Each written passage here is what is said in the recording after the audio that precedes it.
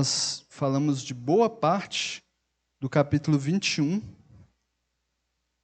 Vamos recapitular para lembrar o que nós já passamos, o que nós já falamos. E vamos dar continuidade. Se Deus quiser, nós terminamos hoje já o capítulo 22. Vamos relembrar, irmãos. No começo do capítulo 21 do Evangelho de Mateus, no primeiro capítulo ali, nós vemos um pouco sobre a entrada triunfal de Jesus em Jerusalém. Jerusalém é o centro, é onde está o templo do Senhor, é o centro ali da fé judaica. O povo judeu, os maiores líderes religiosos se encontravam ali em Jerusalém. E a chegada de Jesus em Jerusalém, ela tem um significado muito grande.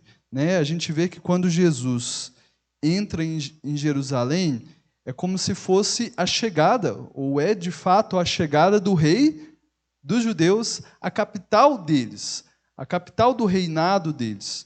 Então, essa chegada de Jesus em Jerusalém tinha um grande significado. E Jesus ele vai fazer essa entrada, essa chegada na capital do povo, na capital do povo de Israel, ali, Jerusalém, de um modo bem específico. Jesus manda que os seus discípulos vão e busquem um jumentinho, junto com a jumenta, que é a mãe desse jumentinho, e eles trazem ele. Jesus se assenta ali em cima desse jumentinho, sobre os panos dos discípulos, e Jesus vai entrar ali naquela nação de uma maneira muito gloriosa, conforme a profecia que tinha de Zacarias. Nós lemos na última quarta-feira. O profeta Zacarias havia profetizado sobre a vinda do rei, a vinda do rei de Israel, chegando em um jumentinho, filho de uma jumenta, montado... O texto diz no versículo 5, eis que o seu rei vem a você, humilde e montado num jumentinho cria de jumenta. E essa entrada, as pessoas jogavam os seus panos em frente de Jesus para ele passar, e jogavam ramos de árvores, enquanto as pessoas gritavam, Hosana ao filho de Davi. Nós lembramos que Hosana significa salva-nos, uma expressão com significado de salva-nos. Então, quando o povo gritava Hosana ao filho de Davi, eles ao mesmo tempo eles estavam falando duas coisas. Estavam falando salva-nos e filho de Davi, que é uma referência ao Messias. Então, eles estavam declarando que criam que Jesus era o Messias, essa multidão. Mas nós vamos ver que Jesus chegando a Jerusalém, a primeira coisa que ele vai fazer, que é descrita nesse capítulo 21, foi purificar o templo. Nós vimos ali a partir do versículo 12, que Jesus chegou expulsando todos os que estavam ali, corrompendo o propósito do templo. O templo, a casa do Senhor, é chamado de casa de oração, certo? E eles estavam fazendo a casa de Deus como um lugar de ladrões e salteadores, um comércio de ladrões. Mudaram o propósito do templo. Jesus expulsou essas pessoas dali. Nós vemos que quem se aproximou de Jesus ali no templo foram os cegos, foram os mancos, e Jesus curou todos eles. E nesse momento, as crianças que estavam ali também gritaram, Hosana ao filho de Davi, ou salva-nos, Messias, filho de Davi. E, por isso, nós vemos que os sacerdotes e os mestres da lei ali ficaram indignados com Jesus. A partir dali, eles viram Jesus fazendo milagres, fazendo maravilhas, e ficaram indignados, porque as crianças chamaram ele de filho de Davi. E Jesus ele meio que confirma a fala das crianças quando ele cita um salmo, dizendo que dos lábios, no versículo 16, dizendo que dos lábios das crianças e dos recém-nascidos suscitaste louvor. A partir daqui nós vemos que vai começar uma série de embates, de confrontos, de ideias, de perguntas, de testes, entre Jesus e os líderes dos sacerdotes e os mestres da lei. Nós vemos que esses mestres da lei, esses sacerdotes, não aceitarão Jesus de uma maneira muito fácil, né? Não aceitarão Jesus de maneira nenhuma. E a primeira coisa que acontece é interpretada por alguns como um sinal de Jesus apontando para a rejeição do povo de Israel, né? O trecho a partir do versículo 18 do capítulo 21, nós vemos que Jesus teve fome, né, enquanto estava voltando ao templo no outro dia, e Jesus, ao voltar, ele, tendo fome, se aproxima de uma figueira, né, no versículo 19 aqui do capítulo 21, e quando ele chega nessa figueira, que estava cheia de folhas, ele não encontra nada, né? E alguns comentaristas interpretam que isso é uma analogia que Jesus fez com a própria vida em relação ao povo de Israel. Quando o rei de Israel, o Senhor, o Messias, chegou até o seu povo, né, buscando seus frutos, ele encontrou somente folhas, somente aparência. Por isso, né, Jesus vai e manda que essa árvore se seque para sempre, né? Depois nós vemos que vão começar esses embates. Por um lado, os fariseus e os mestres da lei testando Jesus, e, por outro lado, Jesus, né, usando de parábolas para alertá-los, para confrontá-los quanto à posição que eles estavam tomando, né? A partir do versículo 23, nós vemos, né, alguns dos fariseus, dos líderes, questionando com que autoridade Jesus estava fazendo aquilo, com que autoridade Jesus estava curando, estava salvando essas pessoas, né? E Jesus vai e se utiliza da figura de João Batista para confrontá-los, né? Eles não criam em João Batista, né? Porém, eles tinham medo de falar isso abertamente diante do povo, porque eles sabiam que o povo considerava João Batista um profeta. Então, Jesus replica a eles, perguntando, né, com que autoridade João Batista fazia as coisas que ele fez, pregava as coisas que ele pregou, né? E eles não respondem com medo do povo. E Jesus também disse: se vocês não vão responder, eu também não vou responder. Então, Jesus vai ter esse confronto ali com os líderes dos sacerdotes.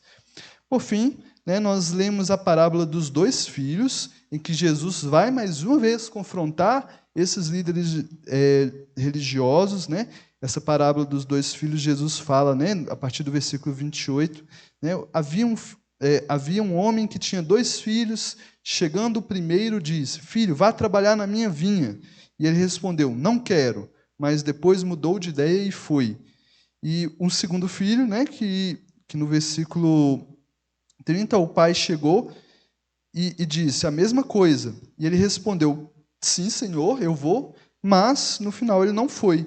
E qual dos dois fez a vontade do pai? Jesus perguntou a esses que estavam o questionando, né? E eles responderam: o primeiro, né? O que falou que não ia, mas depois foi, né? E Jesus falou que usou essa parábola para falar deles: olha, vocês são o primeiro filho que foi chamado pelo Pai, por Deus, para o seu reino, para trabalhar na sua vinha, né? Para o seu reino.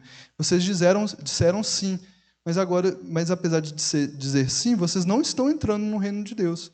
Vocês estão resistindo através do seu orgulho, deixando de se arrepender e vir para o reino.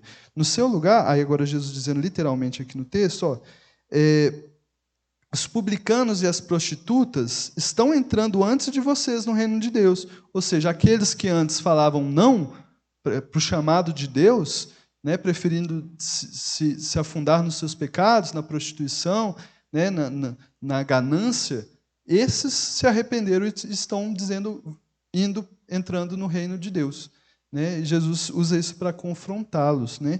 Jesus, por fim, diz que João Batista veio mostrar o caminho da justiça para eles, e eles não creram em João Batista, mas os publicanos e as prostitutas creram em João Batista. E mesmo eles vendo isso, não creram em Jesus. Foi isso que nós falamos na semana passada, até esse ponto. Nós vamos terminar agora o capítulo 21, né? Nós vamos ler a parábola dos lavradores, que é Jesus continuando nesse confronto, certo? Com os líderes religiosos. Nós vamos fazer isso lendo do versículo 33 até o versículo 46. Aí nós vamos voltar e comentar novamente. Então vamos ler, irmãos? É Mateus capítulo 21, versículo 33.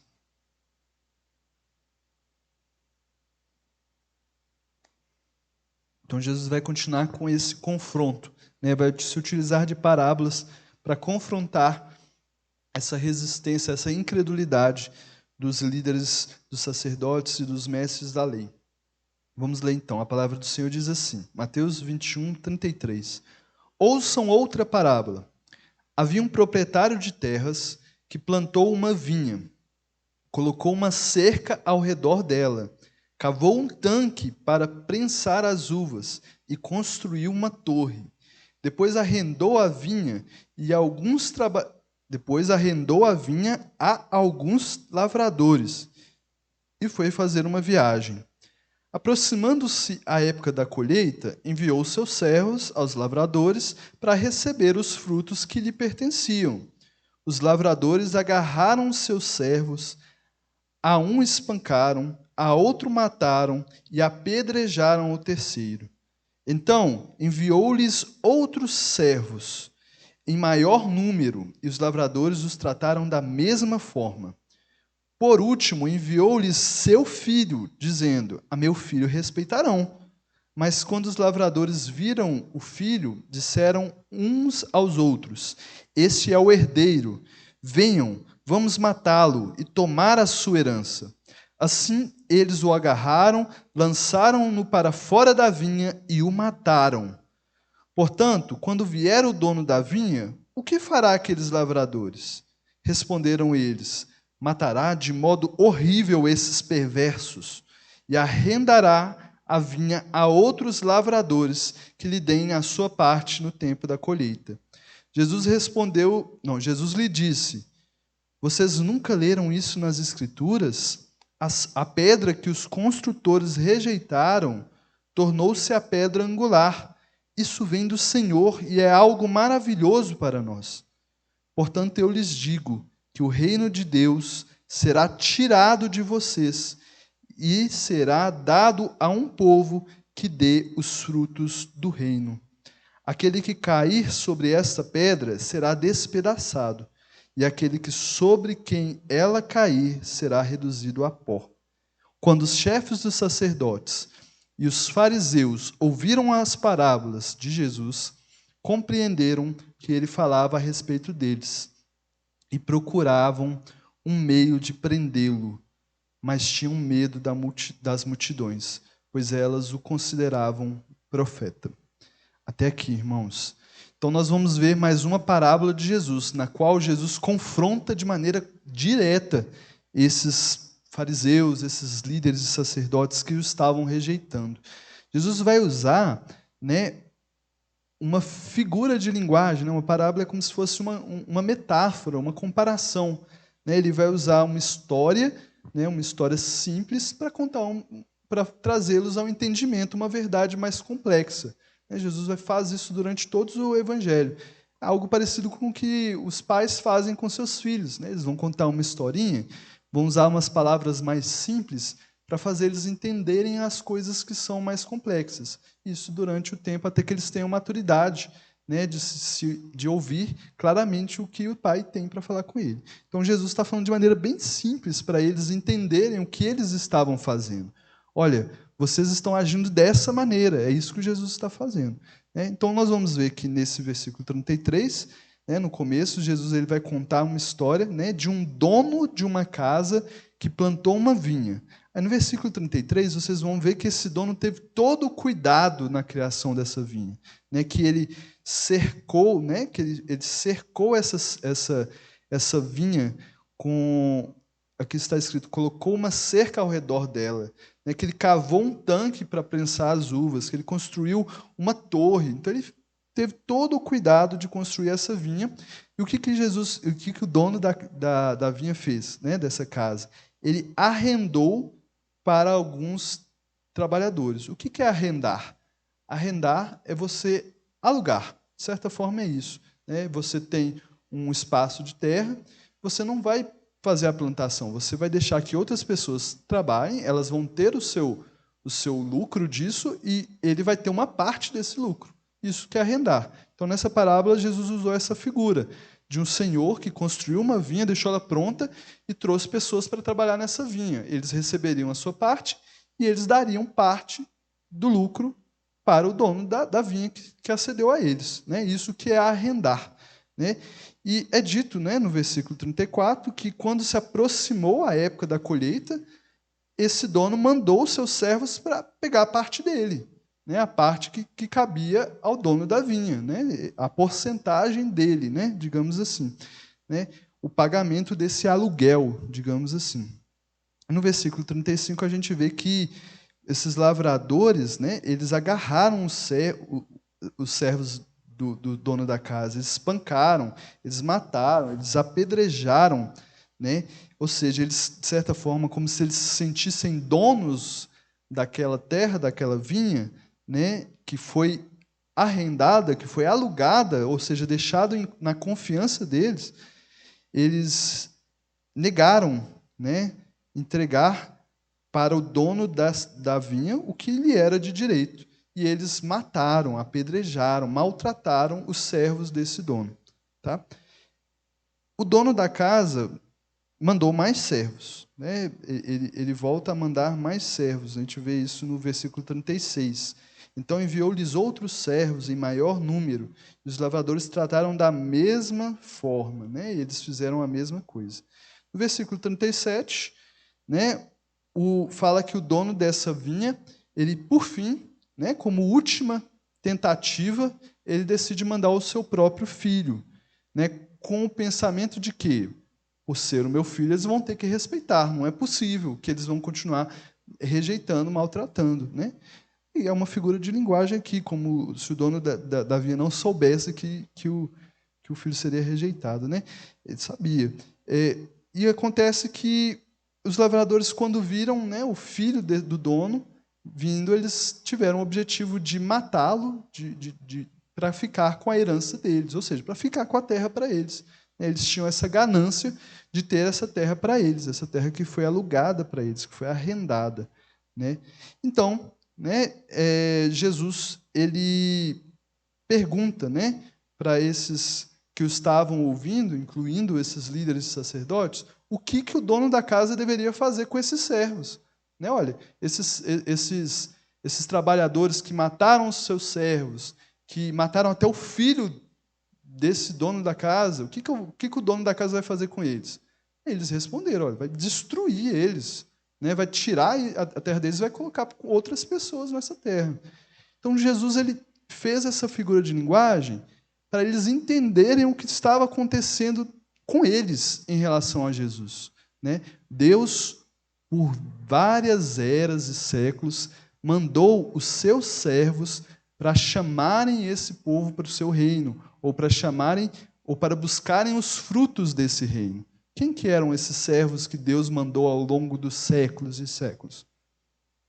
Eram os profetas, certo?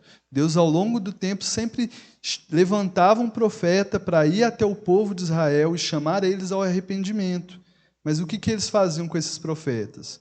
Os irmãos lembram? Jeremias, ou mesmo Isaías, morreu cerrado ao meio, Jeremias chamado de mentiroso, desacreditado. Por vezes esses profetas eram maltratados e até mortos.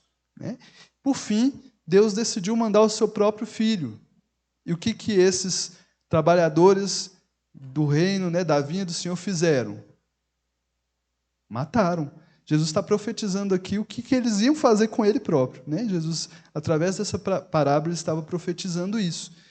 E o que Deus iria fazer? Eles mesmos responderam. Jesus fez com que eles próprios respondessem o que Deus iria fazer com eles por causa desse comportamento do povo de Israel ao longo dos anos. Jesus ia destruir, tirar eles dessa vinha e dar a outro. Né? Jesus também estava profetizando outra coisa aqui, que o reino de Deus seria dado para um outro povo. Que outro povo é esse a qual o reino de Deus foi dado? Quem? Os gentios. A gente dá um outro nome para esses gentios, dos quais nós fazemos parte. A igreja, certo?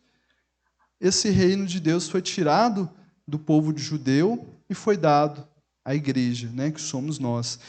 Não significa que todos os judeus se perderam, certo? Perguntar? Não, levantou a mão, eu achei que ia perguntar. Não significa que todos os judeus se perderam, certo?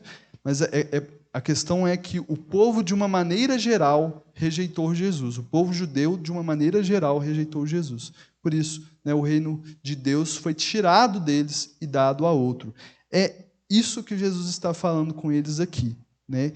Jesus está falando que eles são esses trabalhadores que maltrataram os servos que Deus enviou até eles buscando frutos e que, por fim, né, estava rejeitando e iria matar, né, o filho do dono da vinha, né, o filho do dono do reino de Deus, que é Jesus Cristo. Né?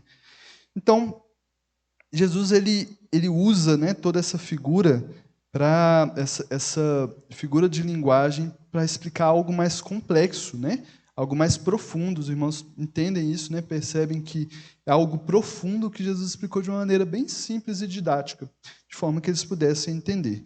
Né? Mas continuando aqui, no versículo 42, nós vamos ver que Jesus vai usar aqui, né, um texto lá de Salmo 118, tá?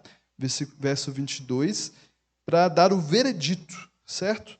O veredito de Deus final contra esses que o estavam rejeitando, né? Jesus fala que a pedra que os construtores rejeitaram tornou-se a pedra angular.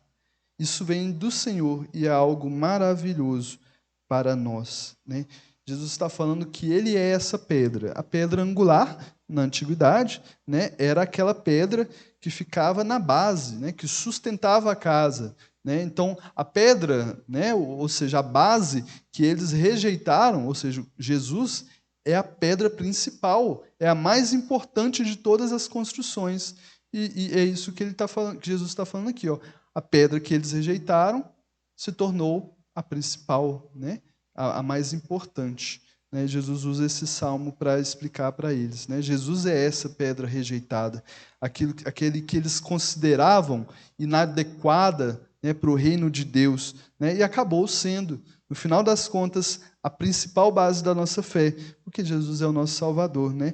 Aquele que dá sustentação. Né? Tudo no reino de Deus é construído em cima de Cristo. Né? É em Cristo que nós construímos todos os frutos, né, que nós trazemos através da ação do Espírito Santo em nossas vidas. Né? O veredito é que o reino de Deus seria tirado dos judeus, então, e dado a outro povo, que é a igreja, né, que é constituída em sua maioria por gentios. Né, é o que o Pedro falou, em sua maioria são gentios. Pode ter algum judeu que creu em Jesus ali no meio também, mas em sua maioria são gentios.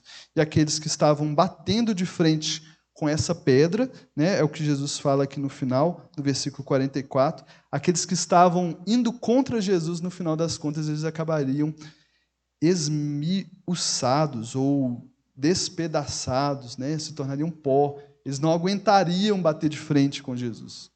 É isso que Jesus está usando, falando nessa figura de linguagem. Quando eles ouviram essa parábola, né, depois de ouvir, eles entenderam. Os sacerdotes, os fariseus, os mestres da lei, entenderam que Jesus estava falando deles, exatamente deles. E quando eles entenderam, os irmãos lembram, um parênteses aqui, lá no Antigo Testamento, quando Davi pecou contra o Senhor, quando ele matou, ele desejou Batseba, ele adulterou com ela, e ele ainda matou o esposo dela, e veio o profeta Natã confrontá-lo. Né? Tem um texto lá no Antigo Testamento em que Deus manda o profeta Natã confrontar Davi pelo pecado dele. E é curioso que o profeta Natã usa uma parábola também sobre um homem que roubou a ovelhinha do seu vizinho, certo? No final, né, esse profeta usa mais ou menos a mesma didática. Ele pergunta: o que deve se fazer o homem que tomou essa ovelhinha do seu vizinho? Né? Aí Davi responde bravo: ele deve ser morto. Aí Natã responde: esse homem é você. De maneira muito semelhante ao que aconteceu aqui, né? Jesus fala deles: ó, esses homens que estão rejeitando, né, o filho da vinha, são vocês. Vocês lembram como que Davi reagiu? Os irmãos lembram o que Davi falou? Ele declarou: pequei contra o Senhor. Ele imediatamente reconheceu o seu pecado e se arrependeu. Né? E imediatamente também, Deus, conhecendo o coração de Davi, vendo que o arrependimento era genuíno, Deus perdoou Davi imediatamente, ainda que ele tenha sofrido as consequências do seu pecado. Mas aqui a gente tem uma reação diferente. A gente vê que os chefes dos sacerdotes, quando eles ouviram essas parábolas de Jesus e compreenderam que Jesus estava falando deles, a reação deles não foi reconhecer que estavam pecando contra Deus. Não foram sentir tristeza e arrependimento. A reação deles está no versículo 46. E procuravam um meio de prendê-lo, mas tinham medo das multidões, pois elas o consideravam profetas. Então a reação deles foi querer prender Jesus, foi querer se livrar de Jesus. Esse contraste entre a reação de Davi e desses sacerdotes mostra que o coração deles estava muito longe de Deus. O coração deles não estava arrependido de seus pecados, muito pelo contrário, eles queriam garantir a sua posição de sacerdotes, ainda que eles tivessem que prender ou de tirar do seu caminho o Filho de Deus. Essa era a posição deles. E os irmãos têm alguma dúvida sobre essa parábola, a parábola dos lavradores? Nós vamos agora dar a entrada no capítulo 22 de Mateus. Nós vimos, então, que até agora Jesus está em embate, num confronto, numa discussão, várias perguntas, várias parábolas da parte de Jesus, confrontando esses líderes religiosos, esses mestres da lei. E no capítulo 22 isso vai continuar. Jesus vai continuar confrontando eles e eles vão continuar tentando testar Jesus sem frutos de arrependimento. Os irmãos estão tranquilos, Então vamos dar continuidade. Capítulo 22, nós vamos começar lendo os 14 primeiros versículos. Nós vamos ver uma outra parábola, a parábola do banquete de casamento.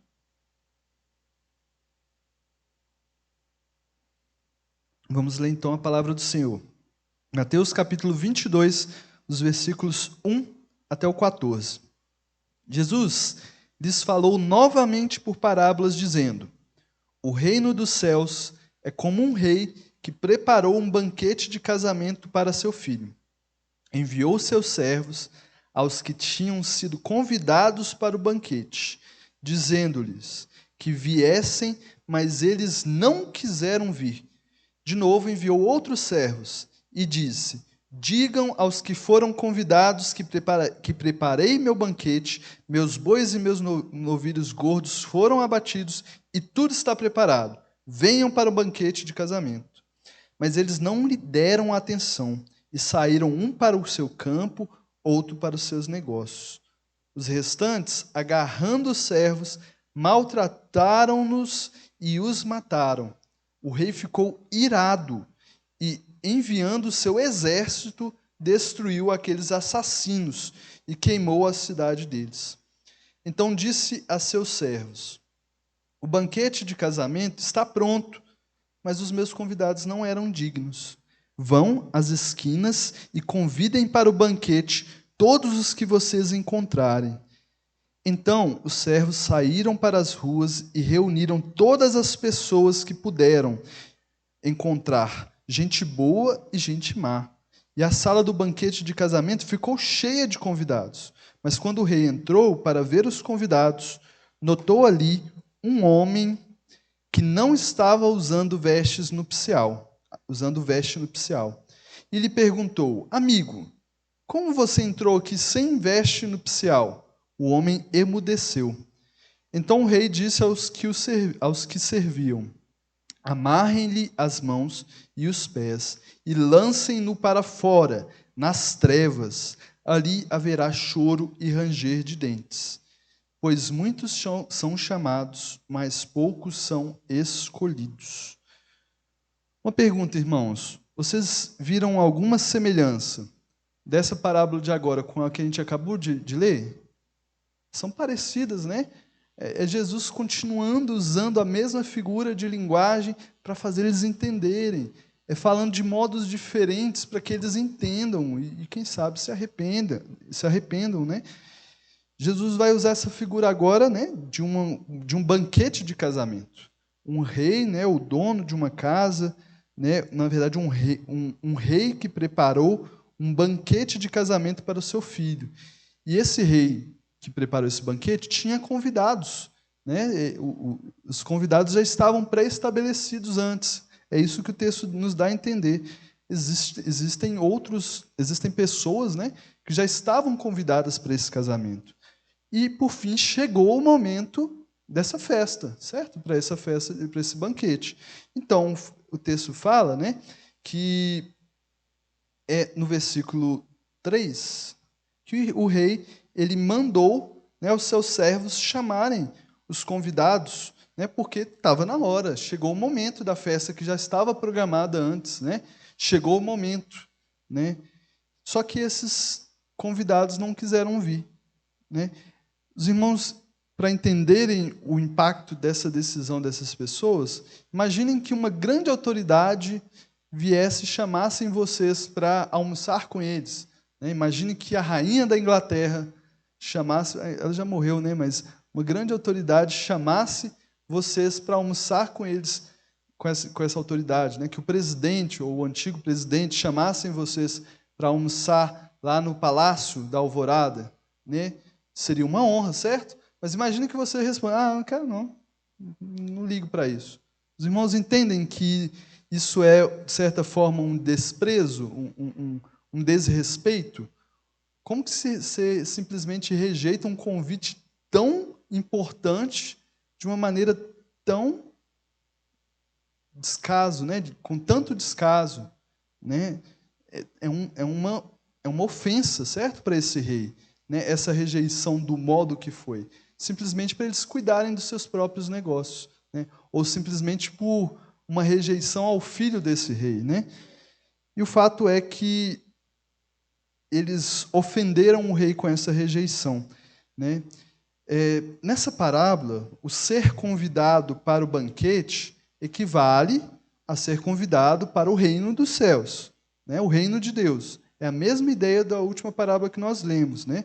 Os líderes religiosos, os representantes do povo ali, os mestres da lei, né? Representando todos os judeus, de certa maneira, eles eram os convidados dessa festa.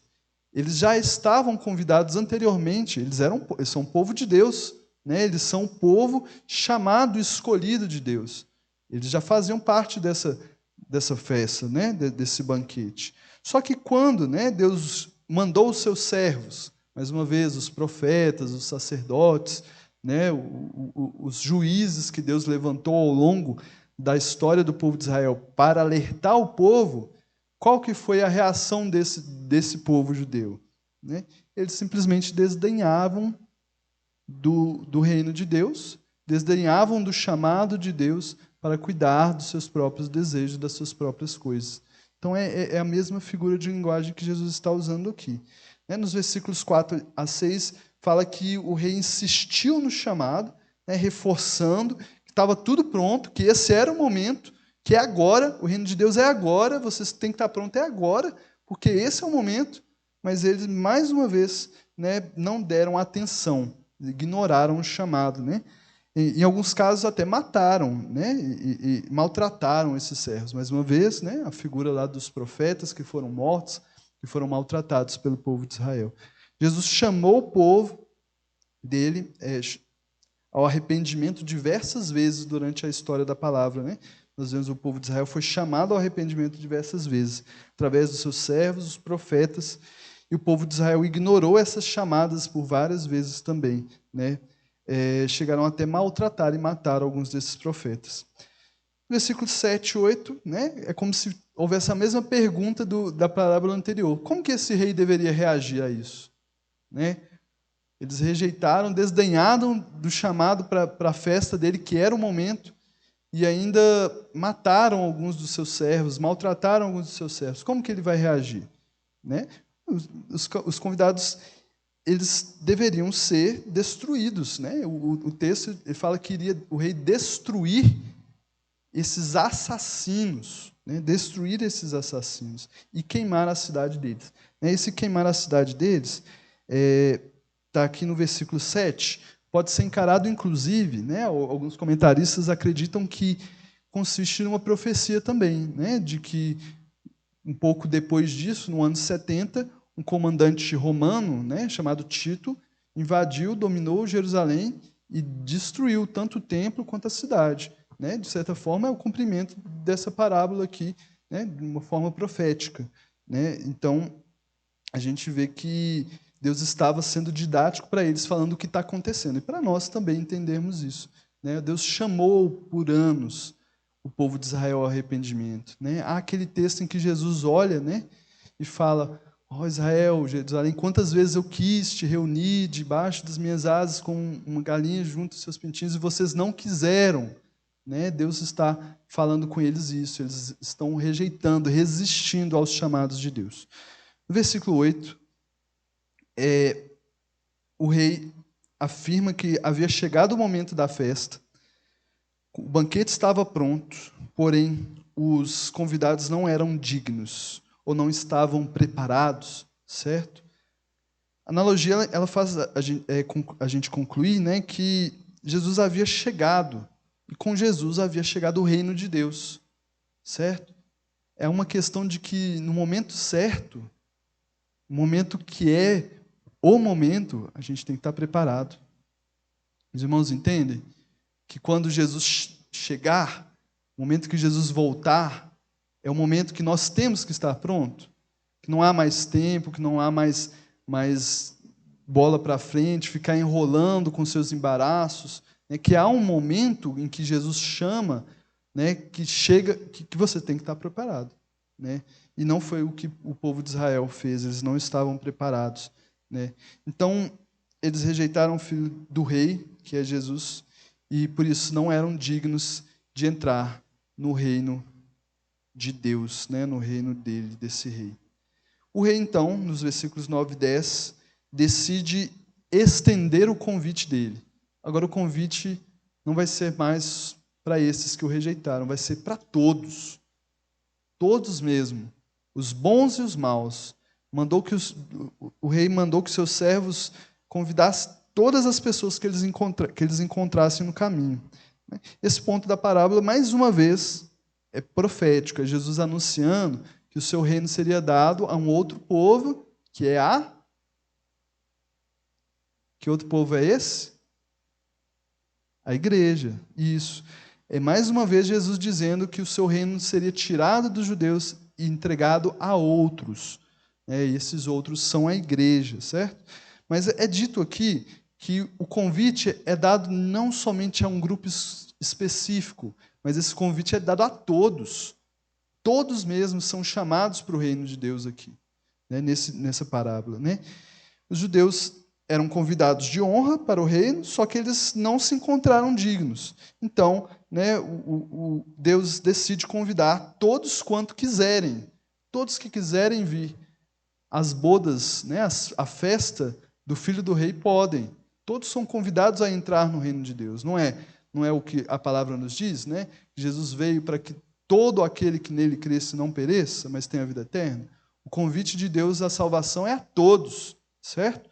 Então, Jesus está anunciando aqui a entrada dos gentios, né? Todos os que não são judeus, né? Também no reino de Deus. Sabe o que isso me lembra? Lá em João capítulo 1, tem um texto que vai explicar um pouco o que aconteceu aqui. Exatamente o que essa parábola está ensinando aqui. João capítulo 1, os versículos 11 e 12, diz assim: veio para o que era seu. Ou seja, Jesus veio para quem? Para o seu povo. Mas os seus não o receberam. Contudo, aos que o receberam, os outros, lembram dos publicanos e das prostitutas que decidiram, que creram na pregação de João Batista e entraram no reino de Deus? Então, aos que o receberam, esses outros que não eram os seus, deu-lhes o direito de se tornarem filhos de Deus. Então é isso, está resumido aqui o que Jesus está falando nessa parábola. Jesus veio para os seus, estava ali pronto, a festa do filho do rei, pronto para eles entrarem, mas eles não receberam Jesus. Então Jesus pegou o que era deles e deu para outros, para um outro povo que o recebeu, que creu nele. Só que tem um outro ponto aqui, irmãos, importante. Prestem bastante atenção. No versículo 11 a 14, é dito que ao entrar, né, nessa sala, né, da festa, o rei nota que um dos homens que estavam ali não estava usando as roupas que eram adequadas àquela festa, né? Alguns comentaristas têm uma ideia de que o rei, né, que chama a uma festa, oferece a roupa que é adequada para a festa. Mas eu não vou afirmar isso porque o texto não diz isso diretamente. A grande questão aqui que a gente tem que entender é que, apesar de todos serem convidados, chamados para essa festa, que é o reino de Deus, ainda há algum tipo de requisito que é essencial, sem o qual a pessoa não pode entrar nessa festa. Os irmãos entendem isso? Ainda que o chamado seja para todo mundo, tem algo que você precisa ter para que você esteja nesta festa. E é usado aqui, nessa parábola, a figura de uma roupa. Então, há uma vestimenta própria para o reino de Deus. Os irmãos têm ideia de que vestimenta seja essa? Que vestimenta você tem que ter para estar no reino de Deus? Você precisa usar terno? É disso que Jesus está falando? Não, definitivamente não, né? Vamos pensar um pouco aqui, porque eu não posso afirmar que seja uma coisa em específico, mas há algumas coisas que a Bíblia aponta como evidências de que nós somos filhos de Deus, né? Por exemplo, o texto bíblico que está lá em Hebreus 12:4 diz que sem santidade, ou seja, esforcem-se para viver em paz com todos e para serem santos. Sem santidade, ninguém verá o Senhor. Então, fala de uma roupa de santidade, talvez? Pode ser, né? Mas não só isso, né? A gente sabe também que há uma garantia, que há um penhor. A palavra fala do penhor da salvação, né? Quem é o penhor da salvação? O Espírito Santo. Mas está ligado, os irmãos concordam? O Espírito Santo é o penhor da salvação. E o Espírito Santo é quem produz santificação em nós. Então, essas vestes brancas, que podem ser chamadas de santificação, são produzidas pelo Espírito Santo, né?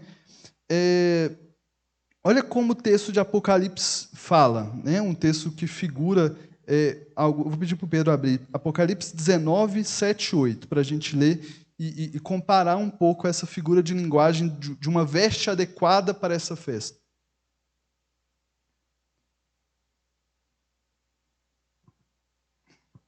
7:8. Eu vou ler ali com os irmãos.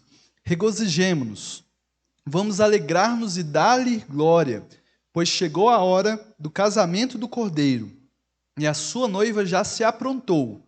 Versículo 8. Para vestir-se, foi-lhe dado linho fino, brilhante e puro. O linho fino são os atos justos dos santos.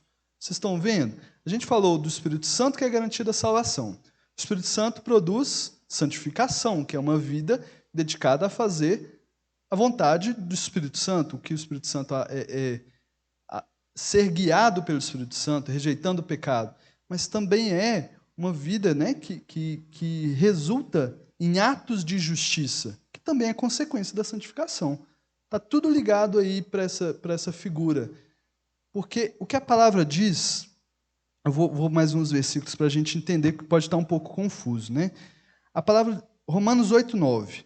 Esperar o Pedro abrir para a gente ir lendo junto, né? Romanos 8:9 diz o seguinte: entretanto, vocês não estão sob o domínio da carne, mas do Espírito, se de fato o Espírito de Deus habita em vocês. E se alguém não tem o Espírito de Cristo, não pertencem a Cristo. Ainda em Romanos 8, versículo 13 agora. Versículo 13. Pois se vocês vivem de acordo com a carne, morrerão. Mas se pelo Espírito fizerem morrer os atos do corpo, viverão. Porque todos os que são guiados pelo Espírito de Deus são filhos de Deus. O que esse texto está falando?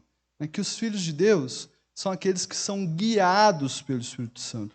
Ou seja, o Espírito Santo mostra a essa pessoa a vontade de Deus, e ela vai viver buscando negar a si mesmo, tomar a sua cruz, seguir a Cristo, vai fazer obras de justiça, vai buscar a santificação. Então, resumindo aqui, pode ter ficado um pouco confuso, mas essa roupa adequada, né, para a festa, era talvez uma evidência de que nós somos salvos. né? Qual é a evidência de alguém que é salvo, de que alguém é filho de Deus? A evidência é que essa pessoa ela é guiada pelo Espírito. Porque todo mundo que é guiado pelo Espírito é filho de Deus, certo? E essa pessoa que é guiada pelo Espírito, que é filho de Deus, ela vai buscar fazer a vontade do Espírito Santo. Ela vai negar a si mesma, vai fazer obras de justiça, né? Então, essas obras de justiça, eu digo que são requisitos para a festa, como apareceu na parábola. Eu não estou falando que você tem que ser santo, fazer boas obras para ser salvo, mas ela é uma evidência de que você foi salvo e entendeu o chamado de Deus. Tá? Não é para ser salvo, não, é porque você foi salvo. Então, é evidente que todo filho de Deus, todo aquele que atendeu o chamado e pertence àquela festa, que é o reino de Deus, ela vai estar vestida adequadamente. Adequadamente aqui é com santificação, com a presença do Espírito Santo, sendo guiado pelo Espírito Santo. Amém, irmãos? Ficou um pouco confuso, mas eu espero que os irmãos tenham entendido. Tá? Então, vamos agora para o versículo 14 aqui.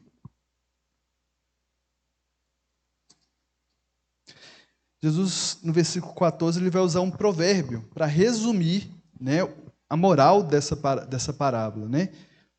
Pois muitos são chamados, mas poucos são escolhidos, né? O convite para as bodas, o convite para o reino de Deus, ele é feito para todos, ou para muitos, né, nesse contexto aqui. Porém, são poucos os que de fato entram, ou os que de fato estão com roupas adequadas para essa festa. Jesus está usando esse sentido, né? Poucos são os que entram por um caminho estreito. Vocês lembram desse texto bíblico? Vamos ler ele para a gente entender isso que Jesus está falando. Lá em Mateus capítulo 7, versículo 13 e 14. Vamos ler junto para a gente entender. Entrem pela porta estreita, pois larga é a porta e amplo é o caminho que leva à perdição, e são muitos os que entram por ela. Então, muitos são chamados. Lembra dessa parte? Aí eu vou continuar. Como é estreita a porta e apertado o caminho que leva à vida, são poucos os que a encontram. Muitos são chamados, porém poucos escolhidos. Tem a ver com o que a parábola falou, né? O convite à festa foi feito a todos, mas são poucos os que, de fato, se vestem adequadamente para essa festa, né? Ou seja, evidenciam que foram, de fato, alcançados por Jesus, né? Através de uma vida dedicada a Deus. A piedade, a vida piedosa ou a santificação, irmãos, é uma evidência de que você foi alcançado por Jesus. Quem foi alcançado por Jesus vai ter um desejo no coração, gerado pelo Espírito Santo, de agradar o seu Pai que está no céu. Então, não faz sentido acreditar que uma pessoa que vive da sua maneira, se entregando aos maus desejos, é de fato um filho de Deus. E eu não falo para julgar os outros, não, eu falo isso para julgar nós mesmos. A gente tem que analisar a nossa própria conduta, né? Se o nosso caráter, a nossa conduta não estão conforme a vontade de Deus, se a gente não está nem lutando para isso, né? Que a santificação é evidenciada pela luta, então a gente tem que questionar se de fato a gente pertence a Cristo mesmo, né? É uma evidência, certo? Lutar contra o pecado dia a dia, né? Buscar confrontar os próprios erros, a própria miséria, e buscar agradar o coração de Deus, essa tentativa, esse esforço, é uma evidência de que nós somos filhos de Deus. Amém, irmãos? Então vamos continuar. Nós vamos agora ler do versículo 15 até o versículo 22. Nesse trecho, né, nós vamos ver os fariseus tentando pegar Jesus ali, tentando enganar Jesus ali para prendê-lo, para levá-lo ele a ser preso ou morto ali em uma situação. Então, vamos ler que a gente vai analisar o texto. Mateus 22, versículos 15 a 22. A palavra do Senhor diz assim: Então os fariseus saíram e começaram a planejar um meio de enredá-lo ou enganá-lo em suas próprias palavras. Enviaram-lhe seus discípulos, junto com os herodianos, que lhe disseram: Mestre, sabemos que és íntegro e que ensinas o caminho de Deus conforme a verdade. Tu não te deixas influenciar por ninguém, porque não te prendes à aparência dos homens. Dize-nos, pois, qual é a tua opinião? É certo pagar imposto a César ou não? Mas Jesus, percebendo a má intenção deles, perguntou: Hipócritas, por que vocês estão me pondo à prova? Mostrem-me a moeda usada para pagar o imposto. Eles lhe mostraram um denário. E ele lhes perguntou: De quem é essa imagem e esta inscrição? De César, responderam eles. E ele lhes disse: Então deem a César o que é de César e a Deus o que é de Deus. Ao ouvirem isso, eles ficaram admirados e, deixando-o, retiraram-se. Até aqui, irmãos. Eu vou colocar aqui para ficar de olho nas horas, né? Então vamos lá. Versículo 15, nós vamos ver agora que os fariseus fizeram um plano, né? Esses líderes, ao invés de se arrependerem aos constantes alertas de Jesus, nas últimas parábolas que a gente está lendo, ao invés de se arrependerem, eles planejaram uma maneira de pegar Jesus ali, de enganar Jesus nas próprias palavras dele. Né? E como que eles fizeram isso? Né? A gente vai ver, nos versículos 16 e 17, que esse plano envolvia os herodianos. Quem que eram os herodianos? Né? Vamos falar primeiro dos fariseus. Os fariseus eram mestres da lei, né? E eram pessoas muito nacionalistas. O que é nacionalistas? Elas têm um apego grande pela própria nação, ou seja, eles eram o povo de Israel. O meu país é o maior de todos, é o povo de Deus. Então eles eram nacionalistas. E eles não aceitavam de maneira nenhuma o domínio do Império Romano sobre eles.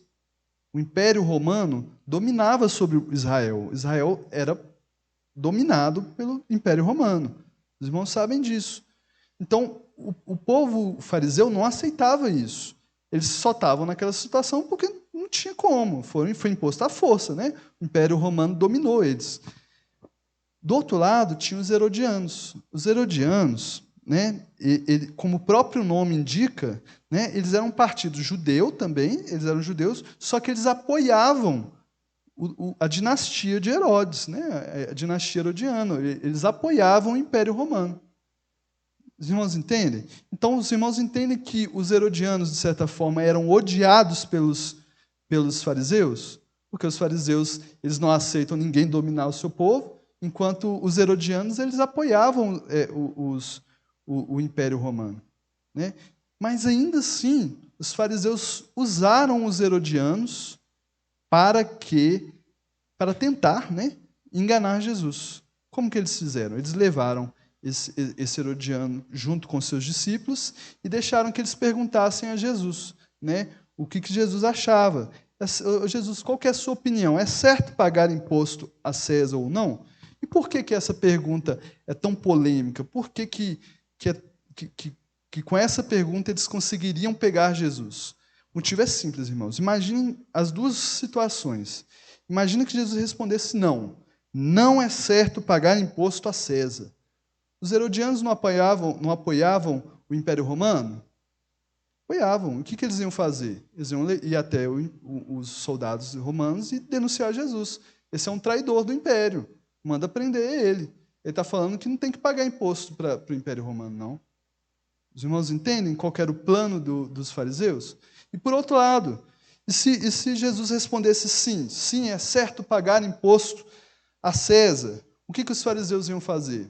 Eles vão ir diante do povo e falar: olha, esse aqui é um traidor do nosso povo.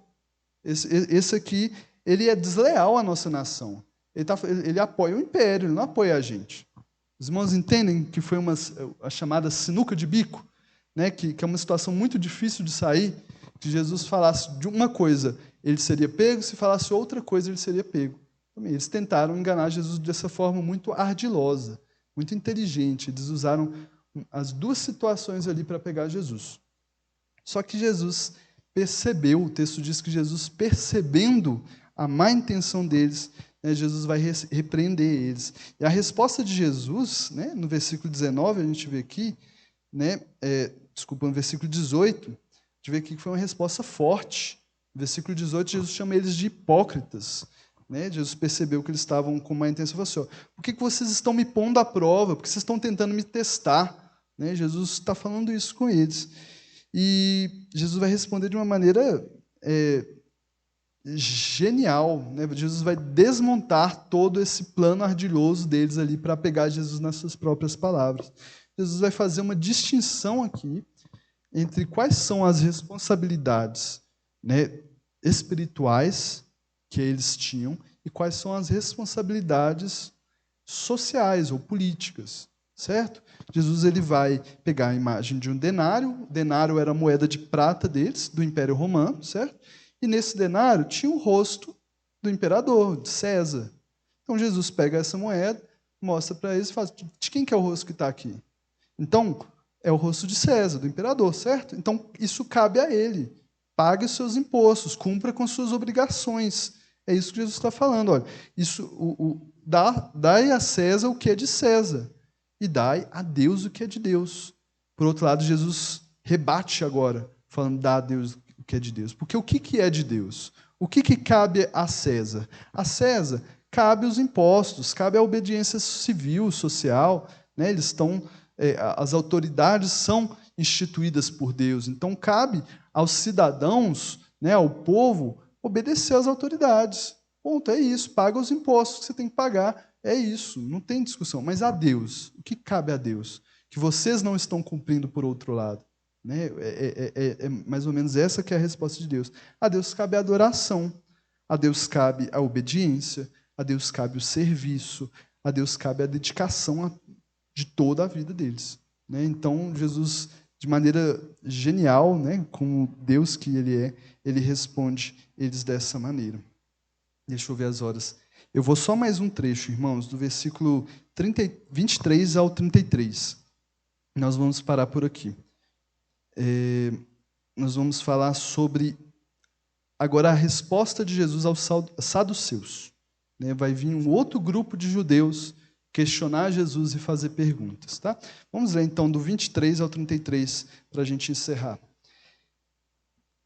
Mateus 22, 23, a palavra do Senhor diz assim: naquele mesmo dia, os saduceus, que dizem que não há ressurreição, aproximaram-se dele com a seguinte questão: Mestre, Moisés disse que se um homem morrer sem deixar filhos, seu irmão deverá casar-se com a viúva e dar-lhe descendência. Entre nós havia 7 irmãos. O primeiro casou-se e morreu. Como não teve filhos, deixou a mulher para o seu irmão. A mesma coisa aconteceu com o segundo, com o terceiro, até o 7º. Finalmente, depois de todos, morreu a mulher. Pois bem, na ressurreição, de qual dos 7 ela será esposa, visto que todos foram casados com ela? Jesus respondeu: vocês estão enganados, porque não conhecem as Escrituras, nem o poder de Deus. Na ressurreição, as pessoas não se casam, nem são dadas em casamento, mas são como os anjos do céu, os anjos no céu. E quanto à ressurreição dos mortos, vocês não leram o que Deus lhe disse? Eu sou o Deus de Abraão. Eu sou o Deus de Abraão, o Deus de Isaque, o Deus de Jacó. Ele não é Deus de mortos, mas de vivos. Ouvindo isso, a multidão ficou admirada com o ensino. Então, nesse trecho aqui, a gente tem os saduceus. Os saduceus são outro grupo religioso. Né? E esse grupo religioso judeu, ele tinha uma característica bem específica. Eles eram anti-sobrenaturalistas. Soou meio estranho, né? Só que eles não acreditavam muito nas coisas sobrenaturais, não. Eles não acreditavam muito no poder de Deus sobrenatural. Né? Eles até criam, né, na lei, ali no Pentateuco, no Gênesis, Êxodo, Levítico e Números, mas eles não acreditavam na tradição oral que os fariseus acreditavam, eles não acreditavam nem na ressurreição dos mortos. Certo? Pode falar, Pedro.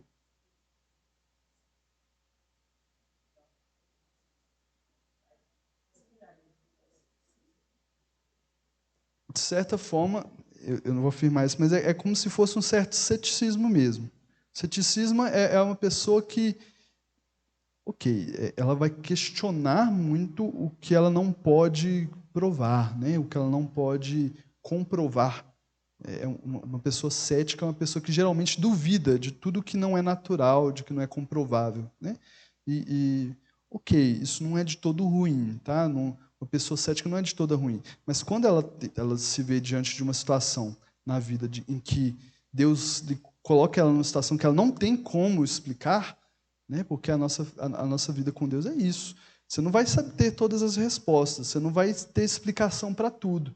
Às vezes a gente quer isso, né? A gente quer explicação para tudo. A gente quer entender como tudo funciona, né? Quando Deus fez o milagre lá, Deus usou o quê? Deus mandou um vento que abriu o mar? A gente quer entender tudo, né? Mas tem coisas que simplesmente são milagres de Deus e a gente não tem como explicar. No final das contas, a gente não vai ter como explicar. Então, é aí que o cético cai, né? Que é a pessoa que não consegue ter uma confiança em Deus, uma fé em Deus firme, acaba caindo. Os saduceus são meio parecidos com isso. Eles não acreditavam em ressurreição, né? Eles não acreditavam que havia vida após a morte, né? E eles não acreditavam nem mesmo em anjos, nem em juízo no futuro, né? E eles vão usar essa situação aqui, né, para tentar questionar Jesus nas suas próprias descrenças, né, na sua própria incredulidade. Eu não acredito em ressurreição, então eu vou te mostrar que a ressurreição não existe. Então, vou te colocar uma situação aqui que vai mostrar para você que é impossível a ressurreição existir. E como que eles fazem isso? Lá no versículo 23 e 24, a gente vai ver que eles vão usar uma lei que havia lá no Antigo Testamento. É chamada lei do levirato. Vamos ler em Deuteronômio, capítulo 25, versículos 5 e 6. Deuteronômio 25, 5 e 6. Essa lei diz o seguinte, olha: se dois irmãos morarem juntos e um deles morrer sem deixar filhos, a sua viúva não se casará com alguém de fora da família. O irmão do marido se casará com ela e cumprirá com ela o dever de cunhado. Ou a palavra levirato vem da raiz de cunhado, né? O seu dever de levirato, ou seja, o seu dever de cunhado. O primeiro filho que ela tiver levará o nome do irmão falecido, para que o seu nome não seja apagado de Israel. Então, vamos entender o que era essa lei lá da época do povo lá no Antigo Testamento, né? Moisés estabeleceu essa lei em que quando um homem casado com uma mulher morria sem filhos, o irmão dele poderia cumprir um dever de se casar com essa mulher, que era a cunhada dele, né? E ter um filho com ela que iria dar continuidade à linhagem do irmão que morreu. Os irmãos entenderam? Basicamente isso, né? Era uma lei que protegia a continuidade das famílias, né? Então, uma família morreu sem um herdeiro, né? Então, um irmão ia lá, casava com ela, para que ela desse uma herança, certo? Então, o que os saduceus vão fazer? Eles vão se basear nessa lei para testar Jesus, em relação à ressurreição. Ele vai falar o seguinte: é como se eles falassem assim, eu vou parafrasear: Jesus, olha que confusão. Tem uma família aqui que tem 7 irmãos, né? E um desses irmãos casou com uma mulher, só que ele morreu sem filhos. Aí o segundo irmão veio e se casou com essa mulher, só que ele também morreu sem filhos. Aí isso foi acontecendo com todos os irmãos. E no final das contas, a própria mulher morreu. Então, para cumprir essa lei, os irmãos foram se casando com essa mulher, ao ponto de que ela foi casada 7 vezes. É isso que eles estão falando. Quando chegar nessa ressurreição que você acredita aí, né, nessa vida após a morte, quem que vai ser o esposo dessa mulher? Aquela que foi casada 7 vezes. Essa é uma dúvida que às vezes surge no meio de nós, né? A gente, a pessoa casou mais de uma vez, ficou viúva, casou de novo. Quem que vai ser o marido dela lá no céu? Vai ser o primeiro ou o segundo? Ou aqui, no caso, vai ser o primeiro, segundo, terceiro, quarto, quinto, sexto ou sétimo?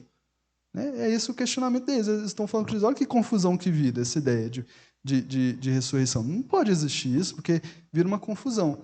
Aí Jesus vai rebater eles de uma maneira bem incisiva. E é muito interessante a maneira como Jesus questiona eles. Primeiro, que essa dúvida vem de uma visão já pré-estabelecida. Qual que é a visão? De que a vida na eternidade vai seguir os mesmos moldes da vida aqui. Se eu caso aqui, eu vou ficar casado lá. Os irmãos entendem? A gente tem, às vezes, a gente se baseia na nossa realidade para imaginar o que vai vir. Mas Jesus vai mostrar para eles que não vai ser da mesma maneira depois. Né? Vamos ler o 29 e o 30. Jesus vai responder o seguinte: vocês estão enganados, porque não conhecem as Escrituras, nem o poder de Deus. Então, Deus está contando, Jesus está tocando em 2 pontos. Primeiro, que eles se consideravam mestres da lei, né, que conheciam a palavra. Jesus fala, vocês não conhecem a palavra. E outros que eles negavam o poder de Deus, o que era sobrenatural da parte de Deus. Ele falando, e vocês também não conhecem o poder de Deus.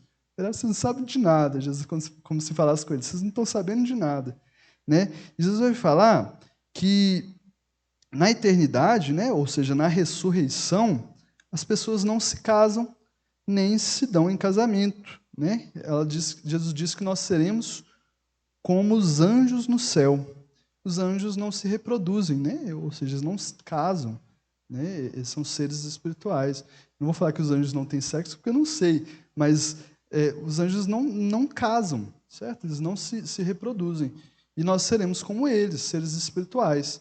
Isso pode meio que abater o coração de algumas pessoas, né? No sentido de que, poxa, eu amo tanto meu marido, eu amo tanto minha esposa, como que lá no céu não vai ter casamento? Mas os irmãos podem entender um pouco que a condição, né, de eternidade, de salvação, ela tem um peso, uma alegria, um valor muito grande, ao ponto de que, se não vai ter, é porque não precisa ter, de fato. Né? O que a gente pode entender de maneira mais simples é isso. Na eternidade, Cristo vai bastar para a gente, ao ponto de a gente não vai precisar casar para se satisfazer de alguma maneira. Né? Cristo é suficiente. E eu digo isso não de uma forma como se a gente fosse esquecer. Né? As pessoas que se casaram vão esquecer das pessoas com quem se casaram? Não significa isso. A palavra não diz isso, que vai se esquecer. Mas elas provavelmente vão se lembrar, mas não vão estar com a relação dessa mesma maneira. Aí é coisa de especular, de imaginar. Né? Mas o fato que Jesus diz aqui é que no céu, né, na eternidade, né, nós seremos como os anjos no céu, ou seja, nós não nos casaremos nem nos daremos em casamento. Por fim, Jesus termina a resposta no versículo 32 a 33 ali, né, defendendo a ressurreição com o argumento de que Deus não é um Deus de mortos. Né? Deus não é um Deus de mortos. Como que Jesus vai argumentar com essa ideia? Né? Todos eles vão concordar. Essa é a base do argumento de Jesus. Deus não é um Deus de mortos. Concorda? Se perguntar para você, eu concordo. Deus não é um Deus de mortos. Deus é um Deus de vivos. Todo mundo concorda. Essa é a base, né, do argumento de Jesus. E Jesus vai falar que esse Deus, quando foi falar com Moisés, né, é o Deus de Abraão, Isaac e Jacó. Esse Deus, quando vai falar com eles, é o Deus de Abraão, Isaac e Jacó. Como esse Deus pode ser um Deus de pessoas que já morreram, se não existe vida após a morte? Entende o argumento de Jesus? Se Deus é um Deus de vivos, esses do qual Jesus empresta o nome, né, o Deus de Jacó, de Abraão e de Isaac, né, esses vão ser ressuscitados, ou estão vivendo a eternidade. Né? É isso que Jesus está fazendo aqui. Irmãos, já passou do tempo. Né? Na próxima semana, o pastor Felipe vai continuar a partir do versículo 34. Ainda falta um tiquinho para acabar o capítulo 22. Eu esperava que eu fosse terminar, mas não deu. Os irmãos têm alguma dúvida? Algum comentário? Está tranquilo, né? Esse texto é muito bom. Esses últimos textos que nós estamos lendo, nós estamos vendo Jesus em embate, né, com os fariseus. Quando Jesus chegou em Jerusalém, ele começou a ser confrontado e questionado muito em sua autoridade pelos fariseus, pelos saduceus, né, por esses líderes dos sacerdotes. Isso traz algumas coisas para nós importantes. Né? A gente não pode se apegar muito, né, à nossa visão religiosa sobre o reino de Deus ao ponto de chegar na posição deles de rejeitar o próprio Deus, né, o próprio Filho de Deus. Isso é muito triste. A gente se apegar a uma religiosidade, a nossa ideia de como é o reino de Deus, ao ponto da gente não conseguir ver que o próprio Filho de Deus está sendo rejeitado por nós, né? Então fica essa lição para nós, né, da gente se apegar em Cristo, na palavra de Deus, né, buscar entender, questionar a nós mesmos, as nossas crenças religiosas, que às vezes são coisas de homens, que ficam na nossa mente como se fosse Deus que estabeleceu, mas não é, né? A gente tem que conferir na palavra o que é dito, né? Na Bíblia lá, em Atos, né, Paulo fala de um povo que é considerado nobre por ele, né? Os bereanos eram mais nobres do que os outros, porque eles ouviam avidamente a palavra e conferiam se era isso mesmo, né? Então a gente tem que buscar na palavra, entender qual que é a vontade de Deus, discernir Cristo de verdade, para a gente não ser enganado, né, por religiosidade, por mandamentos que são de homens, né, e que acabam, por fim, nos afastando, nos fazendo rejeitar o próprio Jesus Cristo. Tá? Isso é muito triste, o que aconteceu com o povo judeu aqui. Amém? Jesus abençoe a todos e vamos continuar lendo a palavra de Deus, estudando aqui, que esse texto é muito rico. Amém, irmãos? Glória a Deus.